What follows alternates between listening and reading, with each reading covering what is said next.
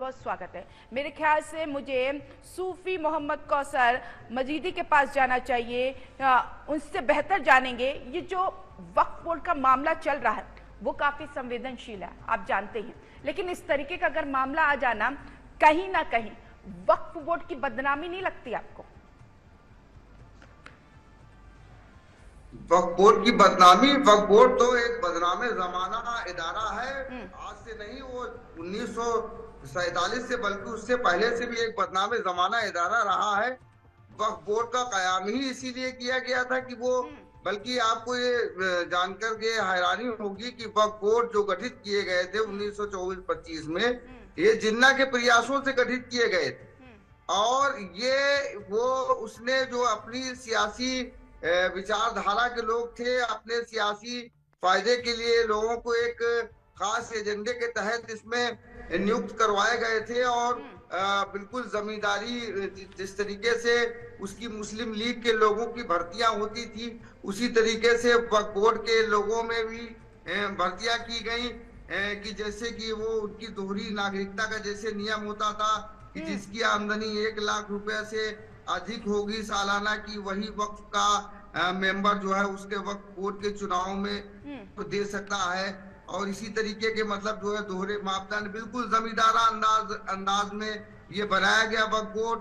ये सिर्फ और सिर्फ जो आम मुसलमानों के लिए, बल्कि वक्फ बोर्ड तो वक्फ की जो जमीनें होती है वो कई प्रकार की होती है। एक होती है खालिस्तान अपनी औलादों को फायदा पहुंचाने के लिए, जिसको वक्फ अलल औलाद कहते हैं। एक होती है वक्फ इल्लाह, जिसमें सारे मुसलमानों को फायदा पहुंचाने के लिए। एक होती है वक्फ अलल खैर, जिसमें सभी कम्युनिटी के लोगों की खैर के लिए, भलाई के लिए स्थापना की जाए। लेकिन इन लोगों ने इन जमीनों पर कब्जा करने के लिए, देखिए कोई भी चीज बगैर मतलब जो है कहने का उद्देश्य ये है कि बगैर कोई सत्ता जो होती है, बगैर संपदा के वो स्थापित नहीं की जा सकती है। इस तरीके से इन लोगों ने मुसलमानों की वक्फ संपत्तियों को अपने मतलब जो है हाथ में लेकर के और इस तरीके की सियासत की, मुस्लिम ब्रदरहुड की, मुस्लिम राजनीति की सियासत की।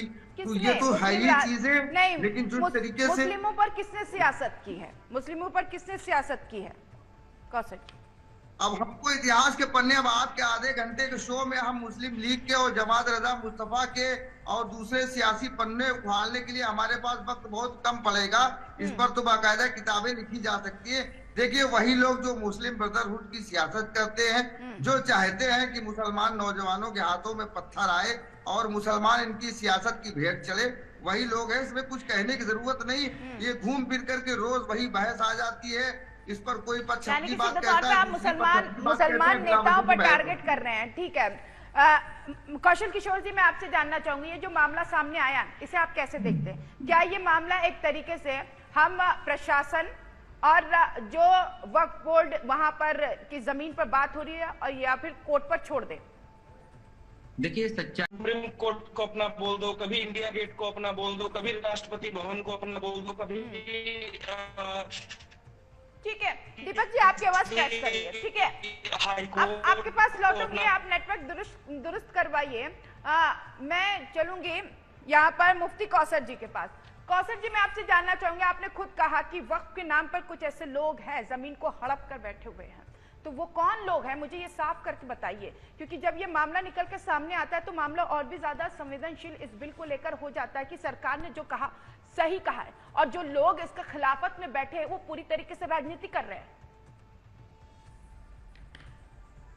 देखिए, मैं जो भी बात कहता हूं वो तथ्यों के साथ कहता हूं। सबसे पहली बात यह है कि हमारे दीन में ये कहा गया है कि ऐ ईमान वालों, इंसाफ के साथ मजबूती पर कायम हो जाओ और झूठी गवाही से बचो। सबसे पहली बात तो ये है। इसी रोशनी में मैं ये बात कह रहा हूं, और मैं पूरी जिम्मेदारी के साथ बात कह रहा हूं कि इस देश का पूरा हिंदू और मुसलमान इस सारी बात को सुने। देखिए, अभी जिस तरीके से मैंने एक बात कही और ये कासमी साहब ने इस बात को फौरन काट दिया कि सिर्फ 2 ही प्रकार के होते हैं। बिल्कुल 2 प्रकार के होते हैं, लेकिन 2 प्रकार में भी, दूसरे प्रकार में भी 2 प्रकार के होते हैं। एक वक्फ अल्लाह खालिसतन अल्लाह के लिए होता है, और एक वक्फ अलल खैर जो है जिसमें सारे लोग शामिल होते हैं, सारी कम्युनिटी शामिल होती है। क्या इनको ये नहीं मालूम है कि दरगाहों और खानकाहों में जो लंगर का इंतजाम है वो सभी मजहब के लोगों के लिए है। क्या वो दरगाहें और खानकाहें वक्फ में नहीं आती हैं? यही रीजन है। इन लोगों ने जो खास एक विचारधारा के लोग हैं, इतिहास के पन्ने खोले जाकर के, मैं तो चैलेंज देता हूं लोगों को कि इतिहास के पन्ने खोले जाकर के और ये देखें कि किस तरीके से 1947 से लेकर के आज तक पहले मुस्लिम लीग की विचारधारा के लोग हुआ करते थे, उसके बाद वक्फ बोर्डों में वहाबी, सल्लाफी, देवबंदी विचारधारा के लोग जो all India Muslim personal law board में घुसे हुए हैं, यही लोग मेंबर होते थे, यही लोग सदर होते थे। कोई सूफी सुन्नी समुदाय का व्यक्ति ना सदर हुआ ना मेंबर हुआ।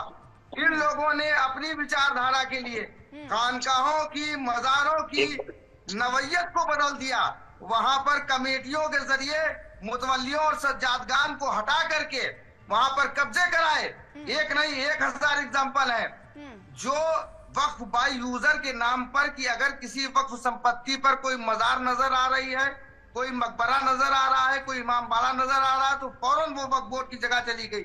मैं एग्जाम्पल देता हूं कि कानपुर आगरा रोड पर जनपद कानपुर देहात के अकबरपुर थाना क्षेत्र में 12 गांव में आगरा की ओर जाते हुए दाहिने हाथ पे 28 बीघा जमीन पर बनी हुई है दरगाह सैयद सामान अली शाह रहमतुल्लाह अलैह, जो रेवेन्यू रिकॉर्ड में दर्ज है, जिस पर वक्फ बोर्ड ने जबरिया अपना कब्जा कर रखा है।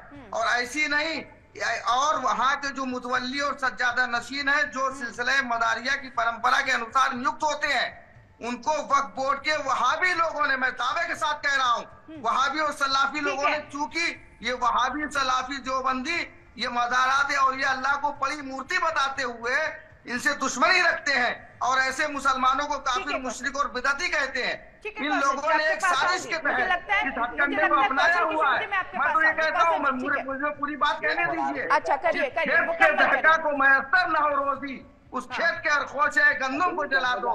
अरे जो वक्फ बोर्ड हम सुन्नी मुसलमानों की दरगाहों पर कब्जा करने वाला है, ऐसे वक्फ बोर्ड पर तो फौरन ताला लगा देना चाहिए। बिल्कुल, वक्फ बोर्ड पूरी तरह से। कौशल किशोर जी, नहीं मेरे सवाल देखिए, बिल्कुल ठीक है। ये जो जब बात होती है, मोहम्मद कौसर जी जब ऐसी बात कर रहे हैं कि वक्फ के नाम पर कुछ ऐसे माफिया हैं जो कब्जा करके बैठे हैं, अगर ऐसा ना होता तो जो सरकार कह रही, अगर कोर्ट में विचाराधीन है, कोर्ट ने आदेश दे दिया तो उसमें दखल देने की क्या जरूरत है? अगर मना कर दिया तो समझाइश की जरूरत नहीं है, समझने की जरूरत नहीं है। यहाँ पर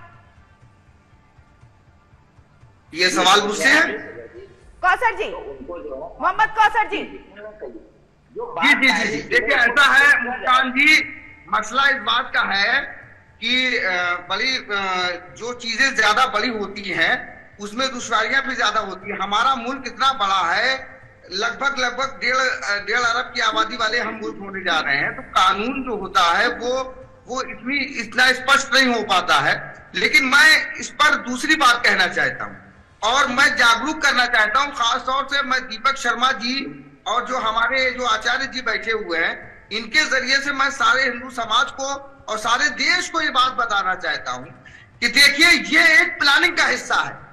मैं बहुत पहले से इस बात को कहता चला आ रहा हूँ, खासतौर से मैं हिंदुस्तान के उन मुसलमानों से जो वाकई मुसलमान है, जो किसी विचारधारा और किसी एजेंडे पे काम नहीं करते, जो किसी जिन्नावादी विचारधारा पर और जो किसी लीगी और किसी पर्सनल बॉडी वाली विचारधारा पे काम नहीं करते।